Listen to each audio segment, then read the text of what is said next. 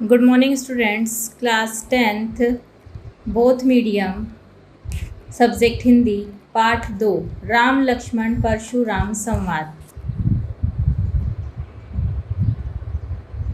पाठ का सारांश। राम लक्ष्मण परशुराम संवाद रामचरितमानस के बालकांड से लिया गया है।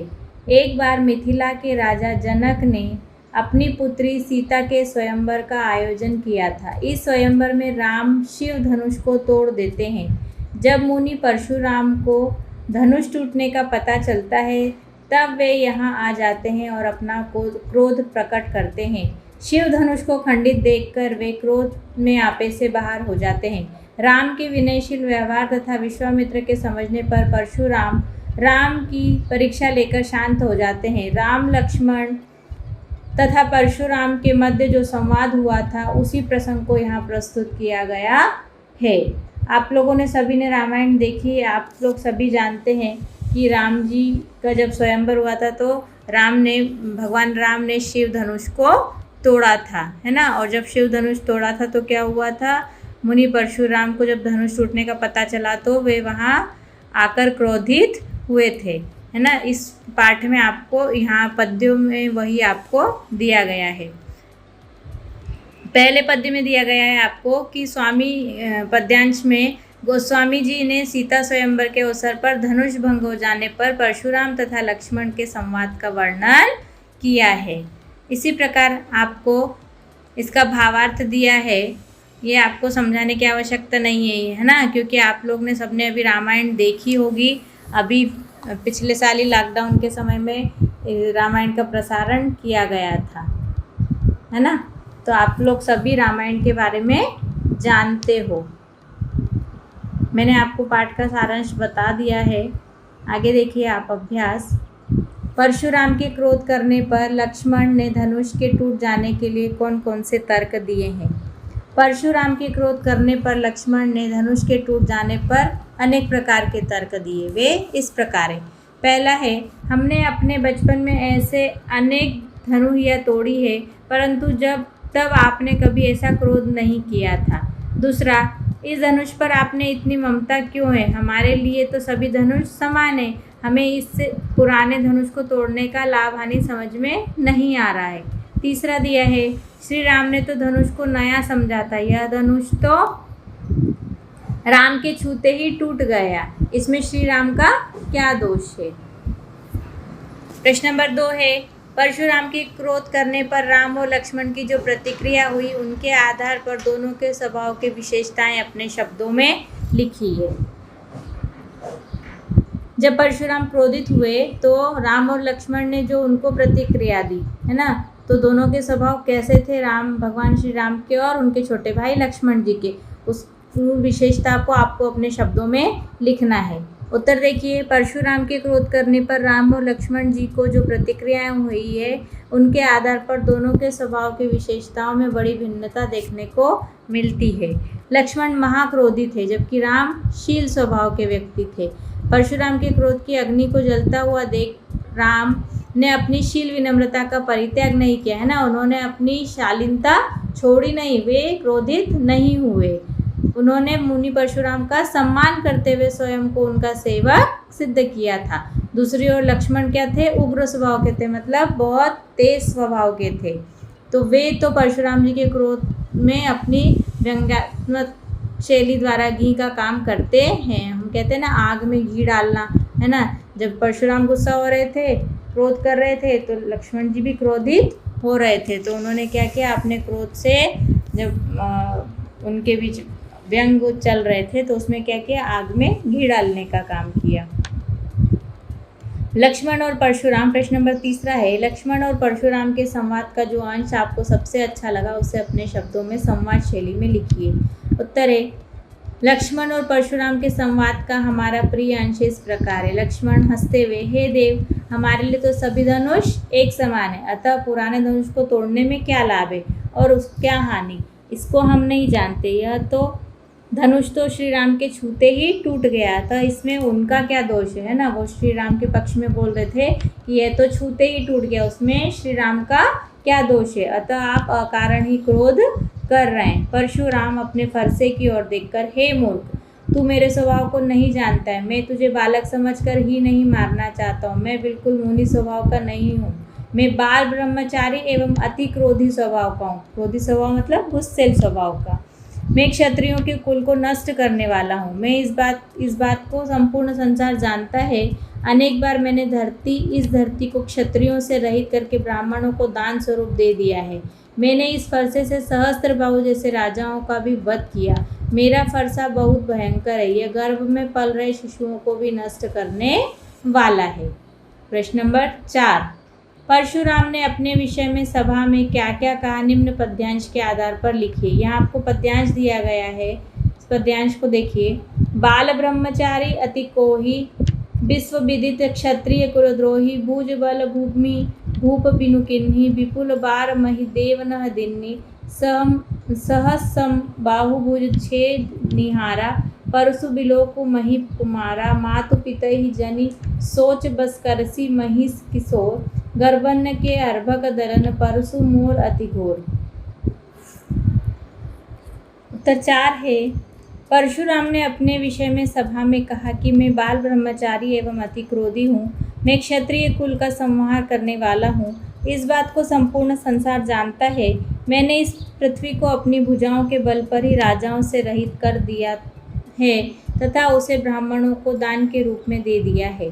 मेरा फरसा सहस्त्रबाहु जैसे राजाओं को भी नष्ट करने वाला है। इसलिए हे राजपुत्र, तुम मेरे फरसे की ओर तो देखो, अर्थात तुम मेरे फरसे से डरो। हे राजा के पुत्र, तुम जन्म देने वाले माता पिता को सोच के वश में मत करो। मेरा फरसा इतना भयंकर है कि यह गर्भस्थ शिशुओं को नष्ट करने वाला है। प्रश्न नंबर 6 है, प्रश्न नंबर 5, लक्ष्मण ने वीर योद्धा की क्या क्या विशेषता बताई? उत्तर है, लक्ष्मण ने वीर योद्धा की निम्नलिखित विशेषता बताई। वीर योद्धाओं को गाली देना शोभा नहीं देता। वे तो पराक्रम का कार्य करते हैं। दूसरा, शूरवीर तो वे होते हैं जो युद्ध भूमि में वीरता का कार्य करते हैं। तीसरा, वीर अपनी वीरता का बखान नहीं करते, यह तो कायरों का काम होता है। चौथा, वीर योद्धा कभी देवता, ब्राह्मण, भक्त और गाय पर वीरता नहीं दिखाते हैं। प्रश्न नंबर 6 है, साहस और शक्ति के साथ विनम्रता हो तो बेहतर है। इस कथन पर अपने विचार लिखिए। उत्तर है, साहस और शक्ति के साथ विनम्रता हो तो वह बेहतर है। यह सत्य है कि व्यक्ति अपने साहस और शक्ति के माध्यम से प्रगति के पथ की ओर बढ़ता है।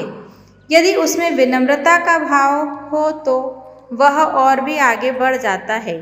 साहस और बल सर्वत्र कार्य नहीं करते। व्यक्ति को राम के समान विनयशील भी होना चाहिए।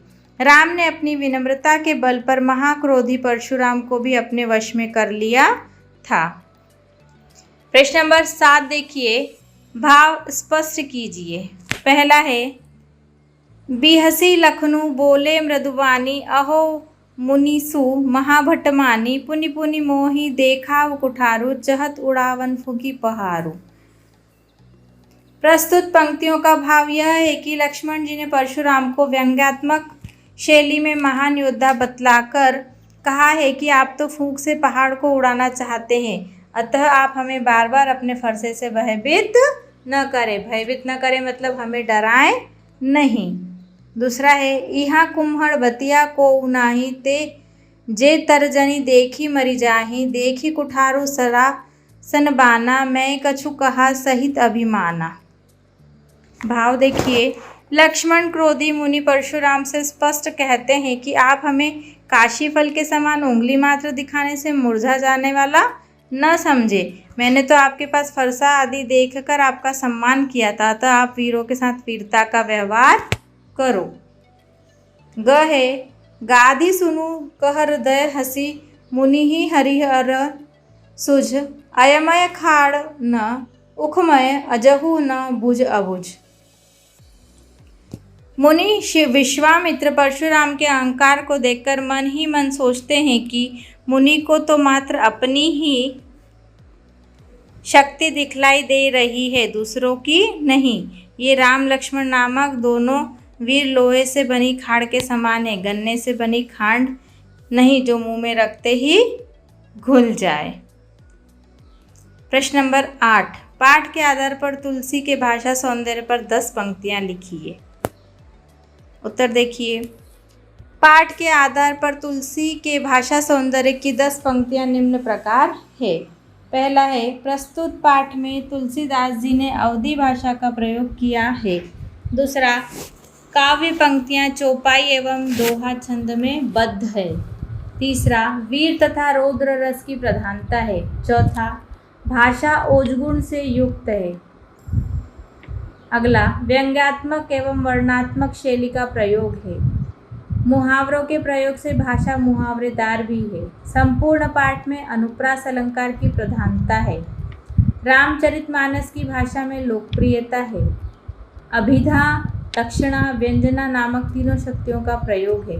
पदों में ध्वनि, साम्य एवं तुकबंदी है। प्रश्न नंबर 9, इस पूरे प्रसंग में व्यंग्य का अनूठा सौंदर्य है, उदाहरण के साथ स्पष्ट कीजिए। उत्तर, इस पूरे प्रसंग में जगह जगह व्यंग्य का अनूठा सौंदर्य भरा हुआ है। जैसे लक्ष्मण जब स्वयं द्वारा बचपन में बहुत सी धनुहिया तोड़ने की बात कहते हैं। बहु धनुही तोरी लरिकाई, कबहू न असी रिस्क नहीं गोसाई। लक्ष्मण यह भी कहते हैं, हमारे लिए तो सभी धनुष समान है। लखन कहाँ हंसी हमरे जाना, सुनहु देव सब धनुष समाना। लक्ष्मण मुनि परशुराम को व्यंग्य रूप में बहुत बड़ा योद्धा कहते हैं। बिहसी लखनऊ बोले मृदुबानी, अहो मुनिसु महाभटमानी। वीर अपने मुँह अपनी बड़ाई स्वयं नहीं करते, अपने मुँह तुम आपनी करनी, बार अनेक भांति बहुवर्णी। इस प्रकार पूरे प्रसंग में व्यंग्य का अनूठा सौंदर्य भरा हुआ है। प्रश्न नंबर 10, निम्नलिखित पंक्तियों में प्रयुक्त अलंकार पहचान कर लिखिए।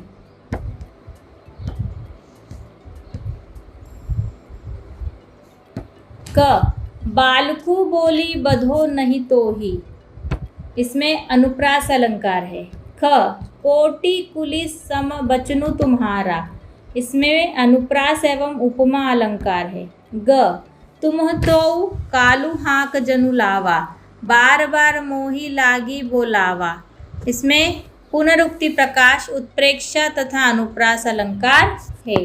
घ, लखन उतर आहुति सरिस, भृगुर बर कोपु कृसानु, बढ़त देखी जल सम बचन बोले रघुकुल भानु, इसमें उपमा और अनुप्रास अलंकार है।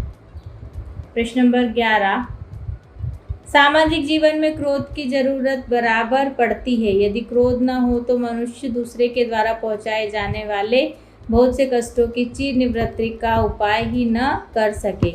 आचार्य रामचंद्र शुक्ल जी का यह कथन इस बात की पुष्टि करता है, क्रोध हमेशा नकारात्मक भाव लिए नहीं होता, बल्कि कभी कभी सकारात्मक भाव भी होता है ना। गुस्सा जरूरी नहीं कि हमेशा किसी चीज़ को लेके किया जाए। कभी कभी क्या होता है, कोई बात सामने वाला गलत कह रहा है ना, और यदि हम उसे समझाने की कोशिश करते तो नहीं समझता, तब हम गुस्से से बोलते, तो हमारा गुस्सा करना तब जायज़ होता है। इसके पक्ष या विपक्ष में अपना मत प्रकट कीजिए। यह सत्य है कि क्रोध हमेशा नकारात्मक भाव लिए नहीं होता है, लेकिन कभी कभी हमेशा जरूरी नहीं कि गुस्सा सही बात पर आए, कभी कभी गलत बात पर भी हमको गुस्सा आ जाता है। भय बिनु होए न प्रीति, चौपाई की पंक्ति भी इसी बात को स्पष्ट करती है। जब सीधी उंगली से घी नहीं निकलता तो उंगली टेढ़ी करनी ही पड़ती है। श्री राम ने लंका पर चढ़ाई करने के लिए अनुनय विनय के साथ समुद्र से रास्ता मांगा था, परंतु 3 दिन निकल जाने पर भी समुद्र ने रास्ता नहीं दिया। तब राम ने क्रोध में आकर बाण से समुद्र को सुखाना चाहा। समुद्र स्वतः ही नतमस्तक हो गया है ना। समुद्र ने स्वयं अपनी हार मान ली, क्योंकि उन्होंने इस बात के लिए वो समुद्र से रास्ता मांग रहे थे, क्योंकि उन्हें सीता माता को लेने समुद्र पार करके लंका जाना था। इसके अतिरिक्त क्रोध सर्वत्र फलदायी नहीं होता। राम ने अपनी शीलता के स्वभाव से ही महाक्रोधी मुनि परशुराम को अपने वश में कर लिया था। प्रश्न नंबर 12, संकलित अंश में राम का व्यवहार विनयपूर्ण और संयत है। लक्ष्मण लगातार व्यंग बाणों का उपयोग करते हैं और परशुराम का व्यवहार क्रोध से भरा हुआ है। आप अपने आपको इस परिस्थिति में रखकर लिखिए कि आपका व्यवहार कैसा होता। जब हम इस परिस्थिति में होंगे तब हम राम के समान विनयपूर्ण और संयत व्यवहार का प्रयोग करेंगे, क्योंकि विनय सबसे बड़ा शस्त्र होता है ना। जो हम बातों से, जो हम चीज़ लड़ाई करके किसी को नहीं मना सकते, वो हम मीठे शब्दों को बोलकर, विनय से बोलकर हम मना सकते हैं ना। तो सबसे बड़ा शस्त्र कौन सा है? विनय। प्रश्न नंबर 13, अपने किसी परिचित या मित्र के स्वभाव की विशेषताएं लिखिए। हमारे मित्र का नाम श्याम बाबू है। वह श्याम के समान ही नटखट एवं वाचाल है। वाचाल मतलब जो बहुत बोलता है, अधिक बोलता है। वाचाल होते हुए वह सत्य वक्ता एवं कर्तव्य परायण है। उसकी वाणी में कठोरता के साथ साथ कोमलता भी है। वह बलिष्ठ भी है ना, वो ताकतवर भी है। प्रश्न नंबर 14, दूसरों की क्षमताओं को कम नहीं समझना चाहिए। इस शीर्षक को ध्यान में रखते हुए एक कहानी लिखिए। तो ये कहानी आप स्वयं लिखें।